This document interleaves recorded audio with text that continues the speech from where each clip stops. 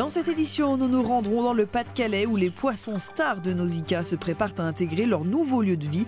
Les aquariums sont en train d'être refaits et en attendant, ils s'acclimatent dans un bassin à l'abri des regards. À Nîmes, vous découvrirez une toute nouvelle application qui permet de mettre en lien les parents d'une même école pour se rendre des services de garde d'enfants. Mais on se rend d'abord sur le campus de l'université de Metz. Certains bâtiments sont infestés de punaises de lit. Plusieurs étudiants ont été piqués. Ophélie a 18 ans, étudiante en commerce international, elle a intégré cette année une des chambres de la cité universitaire à l'île du Saulcy à Metz. Au début tout allait bien, mais il y a peu... Je me suis réveillée un matin et donc j'avais des piqûres sur les bras et un peu sur les pieds et tout. Et je me suis dit bah, c'est des piqûres de moustiques parce que je suis allergique aux piqûres d'insectes. Et puis donc sans plus, j'ai laissé comme ça et tout. Et puis j'ai vu que les piqûres persistaient. Une allergie est d'abord envisagée. Ophélie se rend alors chez un dermatologue qui lui donne un traitement, mais rien n'y fait. Donc je suis allée me rendre à l'accueil du Crous pour avoir un peu plus d'informations. Et on m'a dit que donc, c'était des punaises de lit. Donc je ne savais pas du tout c'était quoi, j'en avais jamais entendu parler. Et elle n'est pas la seule. En tout, près de 10 chambres sont touchées par le phénomène sur les 1053 que compte la cité universitaire. La direction du Crous, gestionnaire du site, prend la chose au sérieux et intervient immédiatement. Donc derrière moi, c'est une benne dans laquelle on stocke les matelas qui vont être détruits. C'est dans les matelas qu'on a trouvés dans les chambres où on pense qu'il y a eu des punaises de lit. Dans ces chambres-là, on va mettre un nouveau matelas neuf qui est protégé par des housses anti-acariens, anti-parasites. La chambre d'Ophélie a déjà été traitée et tout semble, elle l'espère, être rentré dans l'ordre. Comment trouver au dernier moment une personne de confiance pour récupérer son enfant à l'école? Une question que se posent de nombreux parents. Une Nîmoise a trouvé la solution en inventant une application qui met en relation les parents d'une même école. 11h30 devant l'école René Char à Nîmes. Stéphanie vient chercher sa fille Sophia pour déjeuner, mais aujourd'hui, elle a une mission particulière. Aujourd'hui, je récupère ce petit donc, à l'école à 11h30. Donc en fait, c'est pas mon fils, c'est le fils d'une voisine. Et donc en fait, j'ai reçu une notification hier et donc elle marquait qui peut récupérer mon fils, voilà, parce qu'elle a créé un petit réseau, qui peut récupérer mon fils à 11h30 à l'école. Et moi, comme je venais chercher ma fille à 11h30 à l'école et qu'on habite à côté, bah, j'ai dit moi je peux. Pour sa mission, elle a utilisé une application de smartphone. Lancée cette semaine, l'appli met en relation les parents d'une même école et résout les problèmes de garde. Un groupe d'entraide très pratique. Une demi-heure plus tard, la maman de Mounir vient le chercher chez Stéphanie. C'est donnant-donnant, hein. Un coup ça va être elle, un coup moi, et ainsi de suite, les voisines, les copines. Donc c'est vrai que ça, voilà, ça peut être utile pour tout le monde. L'appli est gratuite, elle a nécessité 1 an de travail à sa créatrice gardoise et elle permet de s'entraider en toute sécurité. Je suis partie du principe que c'est des personnes qui se connaissent, qui se côtoient à l'école, se côtoient dans les activités sportives. Ça peut être aussi des amis, très bien, mais en qui on n'ose pas. Où on se dit, j'ai déjà demandé la semaine dernière, je ne vais pas encore redemander. Tandis que là, du coup, comme c'est un réseau social, les personnes mettent le message et qui veut répond, qui ne souhaite pas répondre ne répond pas. L'application Jeux d'enfants sera lancée au niveau national en janvier.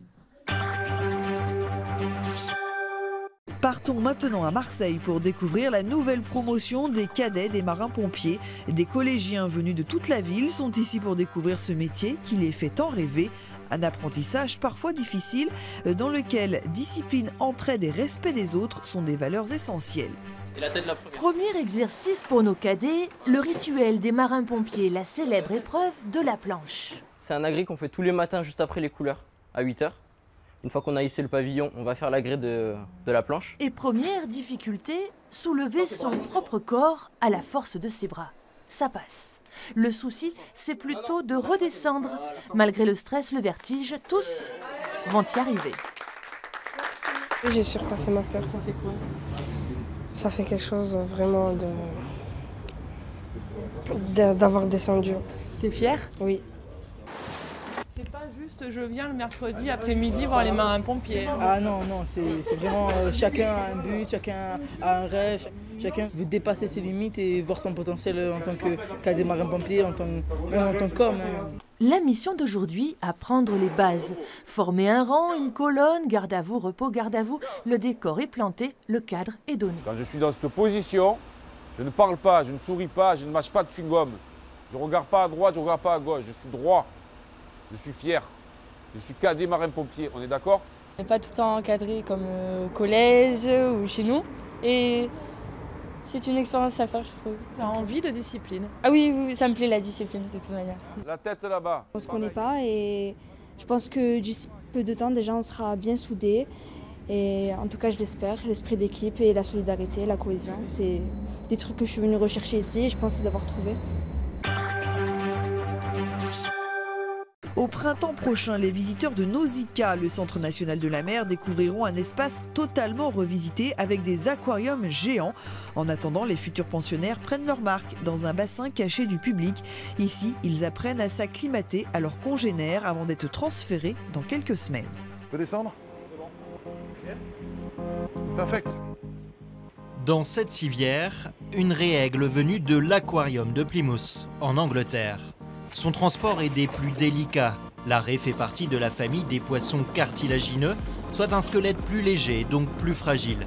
Un animal à manipuler également avec des gants pour se protéger de son aiguillon venimeux. Elle a un arc de cercle. Quand on voit l'autre là-bas, elle a seulement 4 points. Celle-là, elle en a une dizaine en fait. On la reconnaîtra facilement. Hein. Ouais. C'est la 5e raie de cette espèce à rejoindre ce bassin, construit à l'abri des regards en 2011, déjà en vue du Grand Nausicaa. C'est le grand bassin où les animaux sont en train de grandir. Quand on va les transférer, ils auront une taille qui sera spectaculaire. Les premiers visiteurs de l'extension de Nausicaa verront des gros poissons. Et notamment le requin marteau, qui a semble-t-il accepté son nouveau compagnon de nage. Le patron, c'est lui. Le bassin, c'est lui, c'est son territoire. Donc ça s'est bien passé, il est allé la voir, il a fait demi-tour. C'est très bon signe. Une arrivée toujours riche en émotions, elle entre dans le cadre d'un programme d'élevage et d'échange entre aquariums européens. Les animaux qui sont élevés en milieu protégé ont beaucoup plus de chances de s'habituer ensuite à vivre dans un grand aquarium. Ils vont beaucoup mieux réagir à toutes les sollicitations des hommes, donc apporteront encore plus de rêves aux visiteurs et auront plus de chances de grandir, de se reproduire ensuite. Les premiers habitants du futur Nausicaa rejoindront un bassin 20 fois plus grand d'ici la fin de l'année. Mais le titre de plus grand aquarium d'Europe ne se mérite pas sans une population réfléchie depuis plusieurs années. On a voulu le meilleur et aujourd'hui on l'a.